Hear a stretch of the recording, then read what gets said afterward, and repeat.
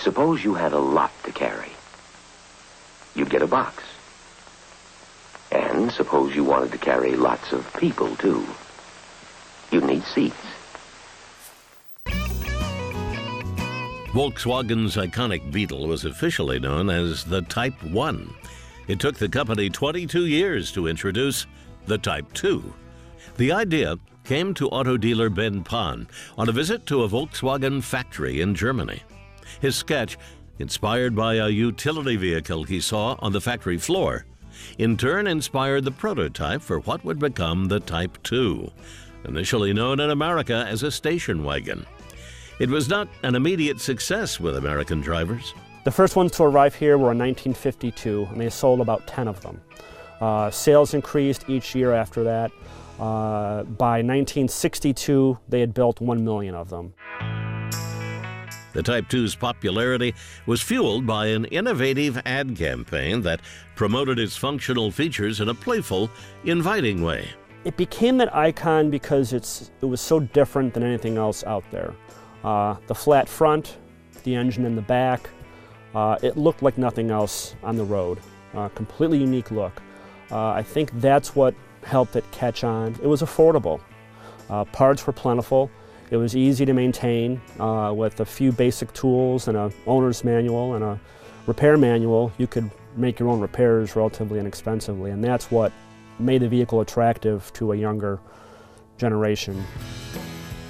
The Type 2 was embraced by teens and prominently featured in counterculture films like Alice's Restaurant. It soon became known as the hippie bus and is still closely identified with the Woodstock generation. I think it was unintentional, but I think there's really something about the styling of these. It's a very honest design. It's a very utilitarian design. It's not trying to be something that it's not. It's not trying to be a race car. It's not trying to be a sexy vehicle that you'd want to be seen showing up in for a dinner date. The bus was also popular among athletes and travel buffs, and remained so until the Type 2 was retired. It was discontinued because VW kept making advancements throughout the history of the vehicle.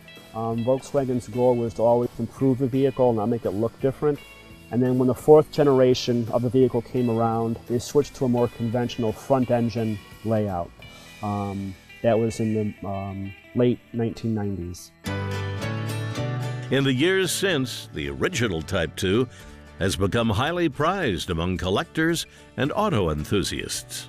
This is a 1974 Volkswagen Campmobile. Summertime, I camp quite often in it, most weekends.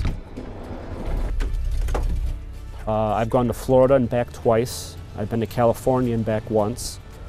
So I do drive it. It's not a museum piece. I use it, and I drive it to work once in a while. It's just the right size to drive to work. It's not the fastest vehicle out there. You realize that it doesn't have the latest modern safety features, so you drive it that way. I'm much more conscientious. I'm aware that my acceleration is a bit slower than other vehicles, so you stay in the right lane, and you take two-lane roads. You take the scenic route. It's meant for casual driving.